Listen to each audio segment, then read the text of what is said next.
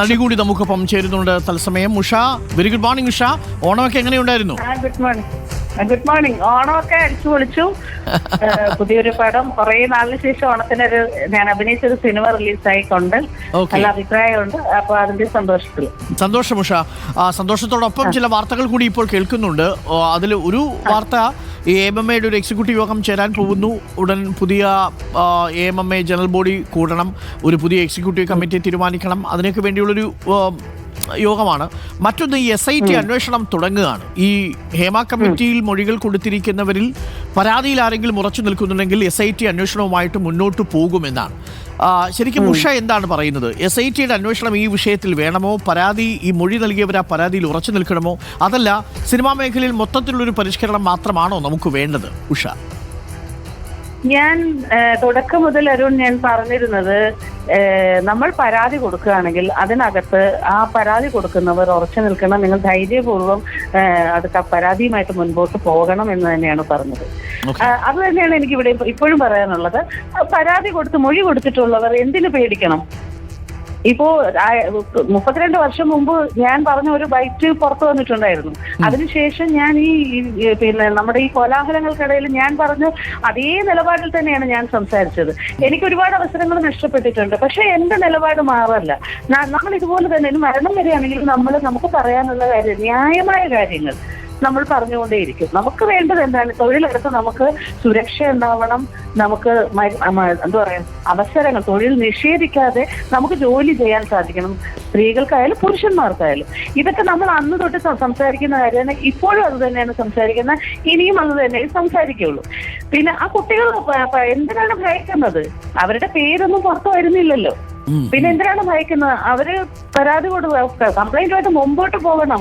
തെറ്റ് ചെയ്ത ആരാണെങ്കിലും അവർക്ക് ശിക്ഷ കിട്ടണമെന്ന് തന്നെയാണ് നമ്മൾ പറയുന്നത്. ഒരു സംശയമുള്ളത്, ഇവരിൽ ചിലരെങ്കിലും പറയുന്നത്, ഇപ്പോൾ അവർ മൊഴി കൊടുത്തു, ആ മൊഴി ഒരു കേസിന് വേണ്ടി കൊടുത്തതല്ല, അതൊരു ഈ മേഖലയിൽ മൊത്തം ഒരു മാറ്റം ഉണ്ടാവണമെന്ന സതുദ്ദേശത്തോടെ കൊടുത്തിരിക്കുന്ന ഒരു പ്രസ്താവനയാണ്. അപ്പോ ഒരു സംശയം, അതിൽ അവർ പറഞ്ഞതാണ്, തങ്ങൾ ആർക്കെതിരെയാണോ അല്ലെങ്കിൽ പ്രസ്താവന മൊഴി കൊടുത്തിരിക്കുന്നത് അവരോടൊപ്പം ചേർന്ന് അഭിനയിക്കേണ്ട ഒരു സാഹചര്യമുണ്ട് എന്നത് തങ്ങളെ ബുദ്ധിമുട്ടിക്കുന്നു എന്നാണ് അവർ പറഞ്ഞിരിക്കുന്നത്. അതിനെങ്ങനെയാ ഉഷ കാണുന്നത്? അവരുടെ അവസരങ്ങളെല്ലാം പോയി എന്നല്ലേ അവര് പറഞ്ഞത്. ഇനി അവര് അവസരം പ്രതീക്ഷിച്ചിരിക്കുകയാണോ? അതെന്തോ അങ്ങനൊന്നും നടക്കുന്നില്ല. നമുക്ക് കിട്ടാനുള്ള എന്തായാലും കിട്ടും. നമ്മൾ ആ പ്രതീക്ഷയിൽ തന്നെ നിൽക്കുക. അങ്ങനെയാണെങ്കിൽ എന്തെല്ലാം കാര്യങ്ങൾ ഇവിടെ നടക്കുന്നു, അതിനൊക്കെ നമ്മൾ പേടിച്ച് മാറി നിന്ന് നമ്മുടെ ഈ കാര്യം നമുക്ക് പറയാനുള്ളത് പറയണ്ടേ? അവരെന്ത് ധൈര്യപൂർവ്വമാണ് WCC എന്ന് പറഞ്ഞൊരു സംഘടന ഉണ്ടാക്കിയത്. അവരൊക്കെ എന്ത് ധൈര്യം! അവർ ആ സംഘടനയിലില്ലെങ്കിൽ പോലും നമ്മൾ അവരെ അഭിനന്ദിക്കുന്നില്ലേ? അവരുടെ കഴിവും അവരുടെ പ്രവൃത്തിയും കൊണ്ട് തന്നെയാണ് ഇത്തരം കാര്യങ്ങൾ ഇത്രയും എന്താ പറയാ ഈ കമ്മിറ്റി വന്നതും എല്ലാം വന്നത്. പിന്നെ എന്തിനാണ് അവർ ഭരിക്കുന്നത്?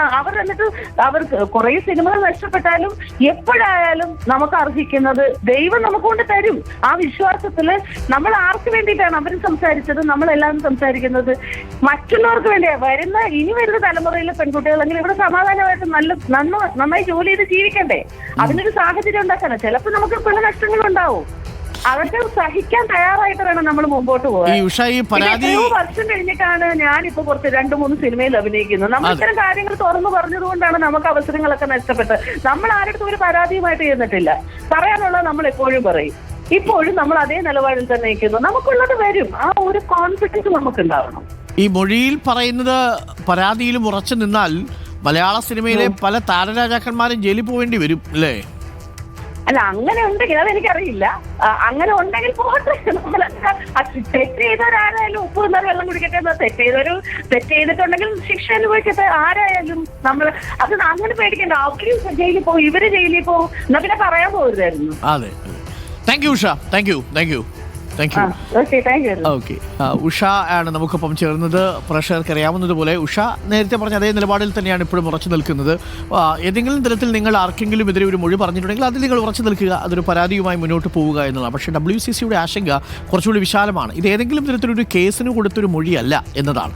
പകരം മലയാള സിനിമയെ ബാധിച്ചിരിക്കുന്ന വലിയ രീതിയിലുള്ള ചൂഷണത്തിനെതിരെയുള്ള തൊഴിൽ നിഷേധത്തിനെതിരെയുള്ള ഒരു പോരാട്ടം എന്ന നിലയിൽ കൂടിയാണ് ഹേമ കമ്മിറ്റി റിപ്പോർട്ടിനെ WCC കണ്ടത്. എന്നാൽ ആ റിപ്പോർട്ട് പുറത്തു വന്നതിന് അതിനുശേഷം അത് കേവലം നിയമ നടപടിക്കുള്ള ഒരു ഡോക്യുമെൻ്റായി, ഒരു മൊഴിപ്പകർപ്പായി മാത്രം അതിനെ കാണുന്നതിനോട് WCCക്ക് വിയോജിപ്പുണ്ട് എന്നാണ് മനസ്സിലാക്കാൻ സാധിക്കുന്നത്.